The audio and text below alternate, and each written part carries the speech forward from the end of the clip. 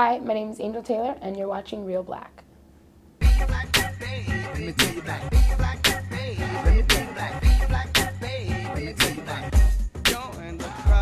Lights, camera, action, it's on. New black film revolution born. Movers, shakers, big and little filmmakers. Let's make a movie today, see where it take us. Halle Berry, Denzel, and Jamie. Terrence Howard, Mike D, and Spike Lee. Brand new filmmaker born every day. Put a camera in his hand and let him lead the way. Let me get an Oscar, let me get an Emmy. Reelblack woke up the filmmaker in me. Whether digital, 8mm, 35. Let's make... My hair, when I got a certain amount of money years ago. How much? No, I'm kidding. $1 million. I said I'm never putting relaxer in my hair again, and I never did it again. When I got Lethal Weapon, when I had like $1 million in the bank. I love it. I was like, that's because that's not rich. Yeah. That's not rich. I gotta burn my scalp. Oh, that part, yeah. Yeah, I was like, I'm sitting here. That's not with rich people. That's not my idea of rich. Wow. My idea of rich is to be comfortable. Right. What's your definition of good hair? Somebody looks relaxed and nice. If your hair is relaxed, white people are relaxed. Your hair is nappy, they're not happy. Oh, God. I'm Robert Laverne Wilson with Reelblack, and I'm here with Chris Rock and Nia Long to talk about their documentary in theaters called Good Hair. Chris Rock will take you back to your roots. Just yesterday, my daughter came into the house and said, "Daddy, how come I don't have good hair?" I wonder how she came up with that idea. First of all, congratulations. You won Sundance for Best Documentary. I got to see Good Hair last week at Urban World Film Festival, Midtown Manhattan. Felt like I'm sitting with my family watching the film. Tell me how the film plays to these different audiences. It plays pretty good both ways. I mean, the difference between a black audience and a white audience is the black audience gets the album tracks and the white audience just gets the hits. So there's little itty bitty things in there, you know, those obscure references that the black audience like, Cultural things Right. that we just know. I have a layaway plan on my hair units. so you can lay away the weeds. That's right. I have a layaway plan. This lady right now, she in about another month or so, she's getting a new one. She'll already start paying for her next week. All the big beats, white people like, yes. Plus, it's weird, but the reaction is almost the same because white people are so. They can't believe, and it's like, wow, we're in. Like Sherlock Holmes. We're in. We're in. Nia, have you had any interesting conversations with your non-black girlfriends and associates? Nia Long doesn't speak to white girls. I don't have any white friends, I'm sorry, I can't really know. Actually, my best girlfriend is Jewish, and she's got a head full of hair, and she's constantly getting her hair blown dry. You know, this isn't really a white or black thing. This is really about women and their hair. And that's what I love about it. He's black, so of course he's gonna focus on us. You know what I mean? But like, in uncovering this so-called mystery, we're learning about what women go through in general, because white girls get weaves too. They do color instead of relaxers. The chemicals in the bleaching of the hair is just as powerful, I'm sure, as the perm. So has this process, pun semi-intended, of making the film, has it changed some of your choices that you're going to make about your own hair? I got so tired of my weave like last week. I said to Chris, I was like, I think I'm cutting my hair again. And he was like, you are? And I was like, yeah. And I could tell you were a little concerned because you know what I was going to show up looking like. But so I cut it 2 days ago, and I'm so happy like that my weave is gone. But the good thing is I can always put it back. That's the beauty of it. It's sitting right there. It's washed and ready to It's go. in a glass case. Right, we've got choices. And we got extra hair flown in from India because of this film. It's gonna be like a gift pack. One of the Gandhi kids sent it. Exactly. Oh my God. Question for you, Chris. Hilarious. It's been such a mind-blowing documentary. I'm a veteran of everything but the Wave Nouveau myself. But as you can see, I'm off the creamy crack, have been for years. You focus a lot on the weaves and the artificial ways that women wear their hair. Why did you choose to focus on that rather than the celebration of natural hair texture? It's like a reporter. Why would you choose to do a story about someone who got shot as opposed to someone who didn't get shot. Okay. So, today, so a kid went to school today. He did his homework, then he went to bed. Back to you, Bob. It's not really a story. Thank you. Thank you both so much for your time. I really appreciate it. Thank you. And I have ideas for sequels, if you would. I appreciate it so much. Thank you. You're Take care. welcome. Thank you. Have a good one. Thank you. In theaters. The education model we have now was designed in the 19th century, basically. It's a teacher standing in front of a blackboard with 30 kids at desks. You know, if we know anything about how kids learn these days, it's that different kids learn in different ways. It is a crime. It's not terrorism that's going to destroy America. It's urban public education if we don't do something about it. I don't know where the money's going. The equipment is destroyed. There's graffiti everywhere. The teacher tells the parent, oh, this is a good school. When I said, lady, your kid can't read or add 2 and 2. What do you mean it's a good school? My name is Bob Bowdon, and I made a film called The Cartel, which is a documentary expose on the waste and fraud sometimes and poor performance of public education. Education is a business that has a monopoly. When you have a monopoly, you can do whatever you want. As a journalist, I approached it. I'm not a parent. I approached this really as a story that was one of the least covered stories and most important stories, I think, in our society. You know, if you watch the presidential debates, there's almost nothing mentioned about education. In fairness, it is more of a local and state story than a national one. But nevertheless, there tend to be anecdotal, one-off stories about this school or maybe this principal or a certain teacher that may be good or bad. And what I hadn't found is much in the way of material that had combined it all, aggregated all this information to kind of tell one picture. Corruption is out there, rampant, pervasive, institutionalized. There are great public schools, there are great teachers in public schools, there are horrible schools. There are even some good teachers in the horrible schools, by the way. But the bottom line is it is obvious to anyone that's looked at any of the data that some of these schools, some of the worst schools, are terrible. They have guns and drugs and gangs, Bloods and Crips. They're violent. Some of the teachers are horrendous. They're never fired. They have guaranteed jobs for life. And the argument that this should be acceptable or we should just throw money at the problem to alleviate our guilt is, to me, that answer's got to be over. It's time to step up and face this problem. We had a teacher who didn't have good control over his temper and punched kids, slapped kids regularly. You take a stance and you're gonna lose your job. They play dirty because there's so much money involved. In Newark, for example, we have, I think, well over 400 administrators making more than $100,000 a year. It's wasteful and needs to stop. I used to wonder not why parents weren't protesting, but why aren't parents lighting fires and breaking windows? It's not about party. We go a long way in the film to say we show both Republicans and Democrats that say many of the same things in this film. So it is, yeah, no, that's a mistake to make it about one party. That's a kind of a way to, I don't know, put it in a corner and kind of box it into, you know, a certain set of ideas, which, you know, this is about everybody. It's about helping kids learn. There's all kinds of facets of education to look at. There are teachers, administrators, parents, unions, politicians, superintendents. There are all kinds of forces that come together that form our policy. You know, I really think that there are people that get money from the current system that want nothing to change. They want to sometimes say reform-sounding thing. You know, they want to sort of tell the public that they're for these certain reforms while secretly working against those very reforms. So it's you know, I believe in power to the parents, decentralize it, break the monopoly, and you know, it's funny, vouchers are this vilified term, like it's supposed to be so evil to let parents have choice in schools.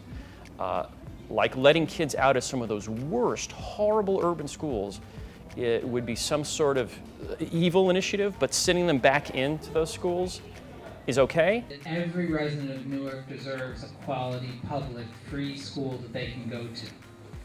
There are really human lives affected by this. Number 54, Mia James. Number 55, Cassandra Alicia. there's this point in the movie where the mother, whose daughter gets into the charter school, is jumping for joy, leaping. She has to run out of the room because she's worried about celebrating in front of the parents who have not gotten the charter school lottery. God is awesome. Oh, God is awesome, God. What does this mean to you guys? It means the greatest opportunity that could ever come to my daughter's life. They have a chance. They have a chance. The poor kids are kind of like, let's forget about them. Let's shove them off in the corner. We'll throw some money at the problem. If they're not learning, who cares? They can't learn anyway. They're too poor to learn. That's really, I mean, it sounds awfully cynical, but there's a lot of truth in that. And I think that it's a crime. You know, who's going to pay for more and more kids that can't read and then become essentially wards of the state or can't have really much in the way of a 21st century job as we compete with the world? And so if you break apart the system and let different schools form, private schools, and let kids just take the money and go to those schools, some can go to vocational schools or to culinary schools or to arts schools or to some schools that do lots of standardized testing and other schools that do maybe very little standardized testing and science and math schools. And you can basically let all these different experiments flourish. And it's what we have in the university system, by the way. And in fact, it's what we have in the preschool system, where parents pick their own, whatever school they want for preschool. And that's heralded by the establishment as a good thing. In fact, even in the healthcare debate, if you listen to the administration, all they're doing is talking about how a public option would help the insurance business because there'd be competition. And they say competition's great. Apply those same arguments to education. I have kids who have graduated with diplomas from Camden High and Woodrow Wilson who don't know how to read for 12 years. What did you do with that child? What did you do with the money? My name is Bob Bowden, director of the movie The Cartel, and you're watching Reelblack.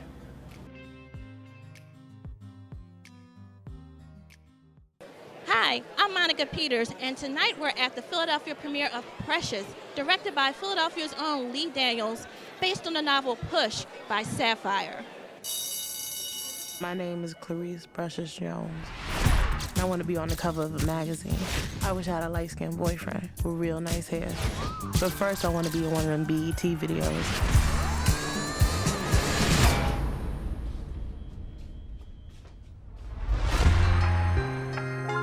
You're a dummy. Don't nobody want you. Don't nobody need you. School ain't gonna help none. Take your ass down to the welfare. I'm really happy. You know, you come back and it's, you've been around the world. I can't have my baby. You know that song? Anyway. Okay, what inspired you to make a movie about the novel Push by Sapphire? It's a story of hope. It's a story of learning to love yourself. And it stuck to me. It stuck to me. The words jumped off the page and into my soul. And it was just an important piece of literature that I wanted to turn into cinema. You got a chance to work with a great cast in Precious: Mariah Carey, Monique, and newcomer Gabby. What was it like working with Gabby on her first time out the gate? Well, you should ask her this. Okay. For me, it was amazing. I mean, he's such a creative genius, and he's so paternal and so very protective of me. It's wonderful. And your film? $20 here. You just paid her $20. Great. Precious has received critical acclaim around the country. What do you want people to take away from the film? I want people to know that when they see Precious, don't ignore her.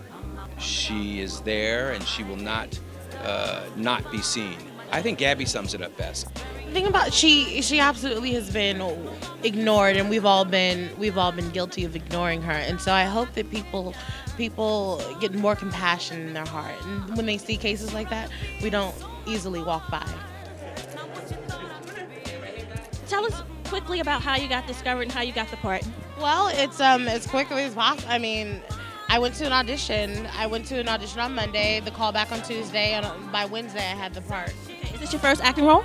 Yes, absolutely. Okay. And what was it like working with Mariah and Lee? Were you intimidated? Were you scared? Like, how did you fit in? Like, how did that work? I was absolutely scared and intimidated and very nervous and anxious, but it's one of those situations where you either sink or you swim, and amazingly I swam. Well, thank you so much. You did a great job, and I know you got to run, and I'm so proud of you. What's next on your plate? I just wrapped a film called Yelling to the Skies, the Sundance Lab film, and hopefully it'll be out next year. Okay, great. And we're going to see you at the Oscars. We're going to see her at the Oscars. Thank you so much, Gabby. Thank you.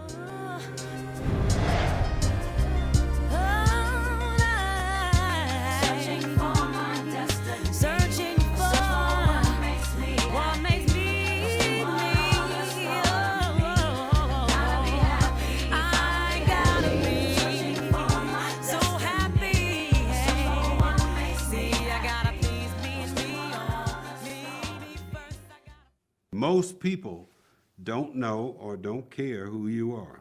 Sometimes if I tell somebody who I am, they'll say, no, you ain't.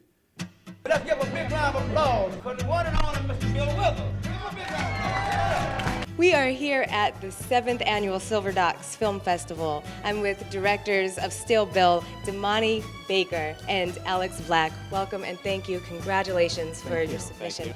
Bill Withers, this incredible giant of R&B music. How did you find him, and how did you get him to agree to be the subject of your documentary?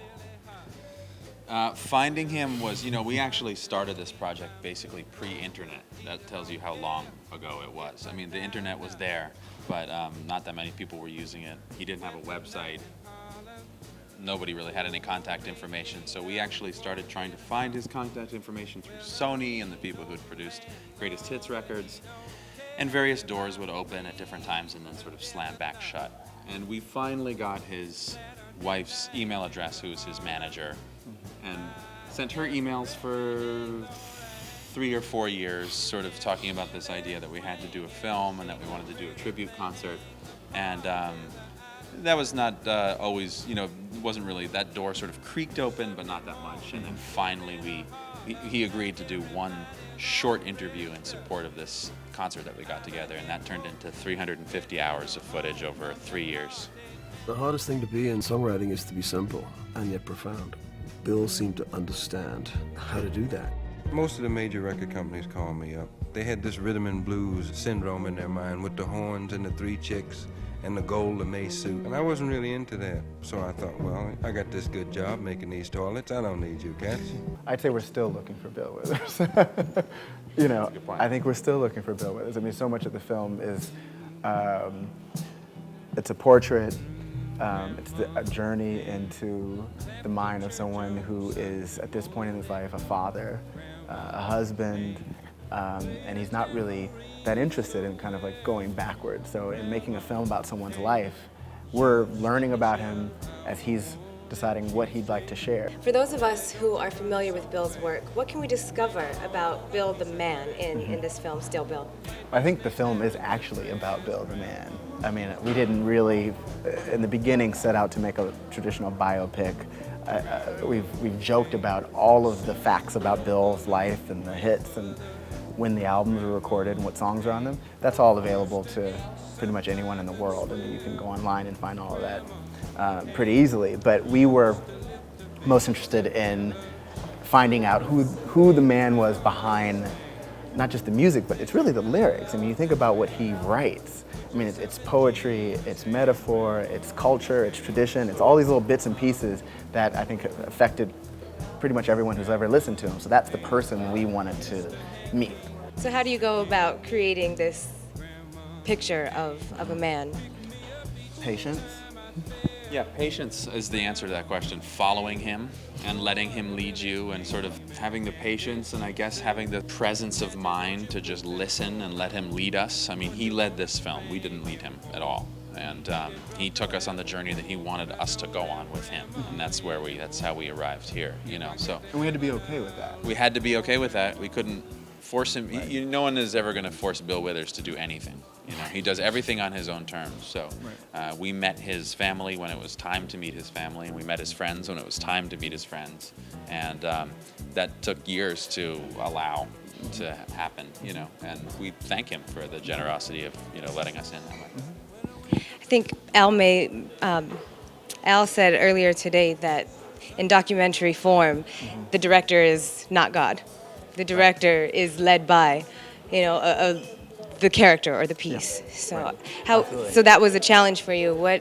How did you guys overcome that, and how did you move forward with? How did we make how a did film you right? with How did you someone make a that's film with completely someone so different? unpredictable that we're following? Exactly. That's a good question. I think that's actually the job of a documentary filmmaker. I mean, that is your job, to show up and be willing to sit and listen and be patient and take notes on everything going on around you. And when you have a character like Bill Withers, he has a lot of notes to share. So, you know, our job was just showing up. I mentioned kind of creating safe spaces that we thought he'd be comfortable in, and if he showed up, we'd maybe get a scene out of it. And so it was really this challenge of creating scenes, and then hopefully those scenes, when put together, would make some type of coherent narrative. But really, that's every step on the day-to-day. Like, what are we doing tomorrow? We're creating a scene. Will he show up? I don't know, but let's see what happens. If he doesn't, we don't have anything. If he does, we still may not have anything. But that was our job. Well, then we would have plan B. And then we'd have plan B. That'll be a B-roll day or something Right, like that, you know. right. But, I mean, I think there's two different kinds of documentaries in a way. There's sort of like the ones that are really, really sort of planned and laid out and sort of thoughtfully crafted, like Man on Wire and things like that are incredible, and they're sort of doing that thing. They're not necessarily always as emotional as the other kinds of films. And so then there's like the other kinds of films, which is just this thing of just being receptive to life and trying to be there as it happens. Ain't no sunshine when she's gone. There's millions and millions of people that would love to hear Bill Withers again. Do you feel that since your involvement with Bill, he's been reignited to produce a new album or to put something out there? He's got this archive of music. Do you see him, or do you foresee him doing anything for his fans and for the public? I hope so. He will do. He will do it. Whatever he does, he will do it on his own terms, and we will be the last people to know about that. He remains a mystery to both of us, and that's what's incredible about him. I have no idea what the answer to that question is. It's true. I mean, there is music we've never heard, and of course that drives us to want to know more. I feel like this document is just that, you know, it's what we made. It's this one moment in Bill's life that he was willing to let two kind of punk kids in and like ask them a bunch of questions for a few years, and who knows what's going to happen over the next day. He's got archives. He's got hard drives. Yeah. He's got music. There's lots of music. What's the biggest lesson that you've learned from Bill? Wow, that's a good question. I love, you know, everybody actually kind of says this, but I love the, you know, on your way to wonderful, you're going to have to pass through all right, and when you get to all right, take a look around. That might just be where you know, where you end up. I think, and when you say, I think a lot of people watch that and they sort of pinpoint the moment in their lives when they realize that about themselves, and they sort of say, you know, maybe I won't win the Pulitzer Prize by the time I'm 24, because actually I'm 35. And, you know, maybe I won't be accepting the Oscar this year, and all these things that are really amazing. You know, that process, that I think that's a relatively universal truth. Yeah. At least for people who are as, you know, blindly self-important and self-interested as I am. I always grew up believing in myself in that way. Totally. And like, yeah, I would totally agree. And for me, it's being okay with who you are. I mean, it's just the theme of the film. It's about his family. It's about him being okay with who he is as a 70-year-old. It's like wherever you are, take a look around and be okay with it. You guys have created a beautiful document to share with his grandchildren. Where can we get it? Where is it available? Do we have a website that our viewers can go to? Yes, there's stillbillthemovie.com. Will contain updates on screenings and distribution. Fabulous job, fellas. Thank you again for your work, your commitment, your dedication. Thank you. Much appreciated. My children will know who Bill Withers is, so I thank you. That's awesome. Okay, here we go. I'm Alex Black. I'm DAMANI Baker. And you're watching Reelblack.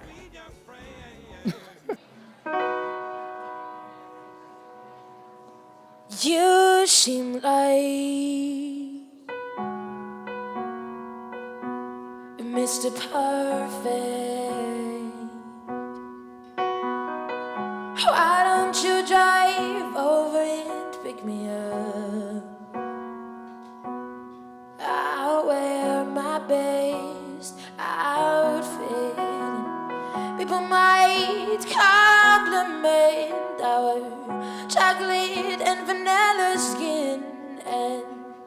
I look so good together, mixed in. 'Cause without you my flavor's a little plain. No one likes plain things. Wanna walk to your house, 'cause you're just up the street. And seeing you in person is so much better than my thoughts and my dreams. And you've blown my mind in 2 hours time. And I'm so weak and unable to picture you as someone other than me.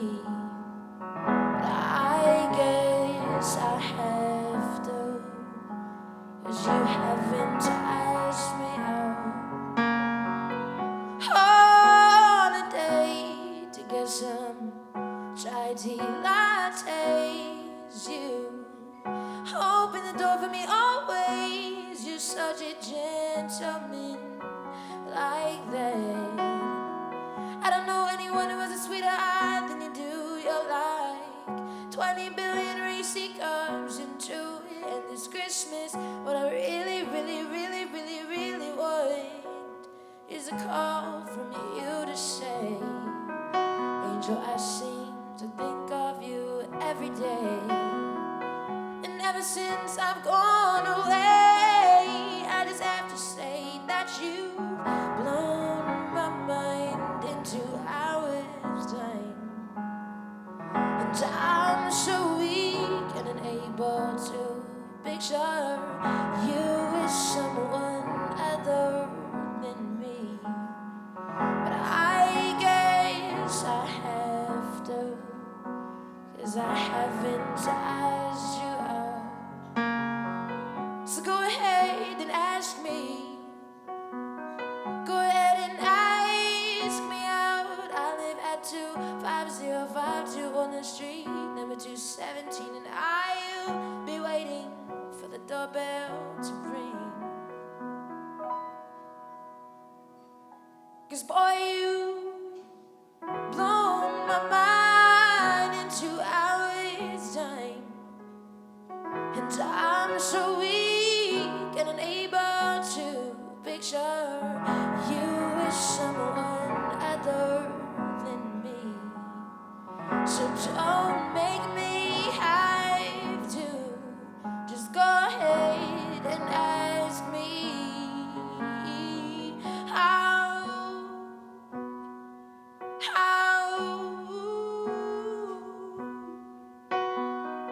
Oh, just ask me out, 'cause I'm just dying for a chai tea latte. Thank you.